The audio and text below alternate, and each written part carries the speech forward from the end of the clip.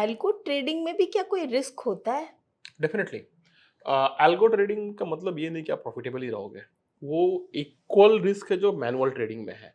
The only thing is कि आप यहाँ पे स्टॉप लॉस पे निकल जाते हो, मैनुअल ट्रेडिंग में आप बोलते हो एक बार और ट्राई कर लेता हूँ, 5 मिनट और ट्राई करता हूँ, तो the risk is equally there, but the chances of आप ignoring the risk is zero.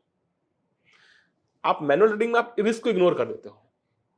और इसके अलावा मॉनेटरी रिस्क के अलावा भी क्या देयर आर एल्गो में कोई रिस्क है? Technology risk. देखो, हाँ, टेक्नोलॉजी है तो वो डाउन जाता ही जाता है, हमने तो एक्सचेंजेस को डाउन जाते देखा है ना? तो there are technology risk, but वो we have to survive with that. कभी-कभी सुनते हैं एपीआई डाउन हो गया, उसके वजह से बहुत बड़ा लॉस हो गया एंड ऑल डाउन तो दैट मैडम स्टफ। बड़े से बड़े टेक्नोलॉजी होते हैं, व्हाट्सएप बंद हो जाता है, इंस्टाग्राम बंद हो जाता है, तो वो टेक्नोलॉजी रिस्क है। We have to survive with that. हाँ, आप बोल सकते हो कि इंस्टाग्राम बंद होने से कोई मॉनेटरी इंपैक्ट नहीं है, इसका हाँ, मॉनेटरी इंपैक्ट है।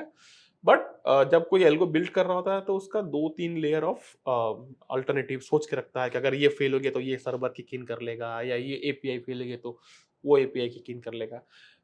एक्सट्रीम बैड सिचुएशन में जहाँ बियॉन्ड माई कंट्रोल, अगर मैं एल्गो अपना बिल्ड कर रहा हूँ और मैं डिपेंडेंट हूँ एक वेंडर पे, या वो वेंडर डिपेंडेंट है किसी और डेटा फीड वेंडर पे, तब एक बड़ा प्रॉब्लम होता है। लेकिन in that case you can always log in to your account and close your trades. एक आपने इतना सब बताया, अ, समझ तो मैं गई, हाँ, हाँ। लेकिन और व्यूअर्स भी कहा समझ गए, लेकिन इसके इस होल प्रोसेस को एक बार स्टेप बाय स्टेप। चलो, एक हमने एल्गो बिल्ड किया 9:20 पे, एक जोड़ी स्टार्टल बेच देने का।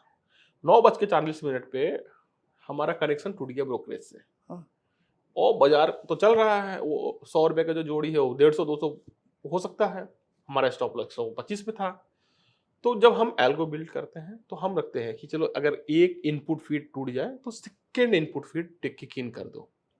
ठीक है, चलो वो भी नहीं आ रहा है, या वो आ रहा है मेरा ब्रोकर से कनेक्शन टूट गया है, तो दो चीज है, या तो आप अपने अकाउंट में लॉग इन करो, ट्रेड क्लोज कर दो, है ना। और अगर मान लो ब्रोकरेज बोल रहे कि नहीं नहीं मेरा तो एक्सचेंज से टूट गया है, और वो सबके लिए हुआ है, सिर्फ not only for my one brokerage, it is across the brokings, आप कुछ नहीं कर सकते हो।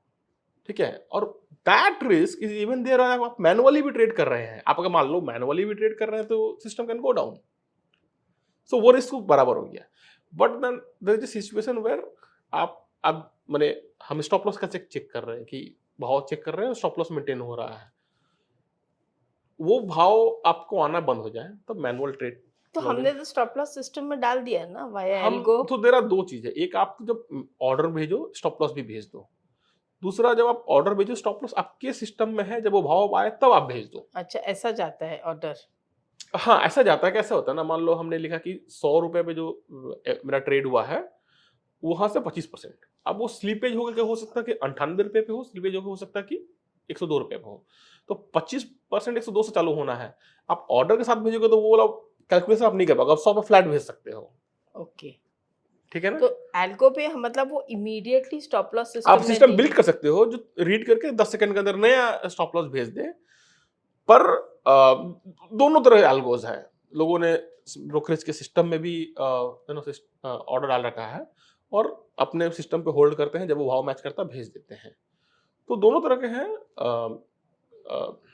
एट टाइम्स दोनों ही फेल करते हैं, at times the one which is in brokerage system works wonders, क्योंकि आपको वहां पे स्लिपेज और वो सब प्रॉब्लम्स नहीं आते हैं। तो जब मैं डेटा रीड करती हूँ, डेटा के बेस पे ट्रेड लेती हूँ और करती हूँ, तो मैं तो जैसे ट्रेड के साथ में ब्रैकेट ऑर्डर या स्टॉप लॉस ऑर्डर आप के उसको साथ एल्गो में डाल सकते तो हो। वैसे क्या मैं एल्गो में भी डाल बिल्कुल, आप सकती? जो सोच सकते हो ट्रेड कर एल्गो बन सकता है, जो मैं सोचूं वो एल्गो बन तब एल्गो सकता बन है। सकता है। हाँ, जैसा मैं बोलूं वैसे का वैसा। वैसे को वैसा।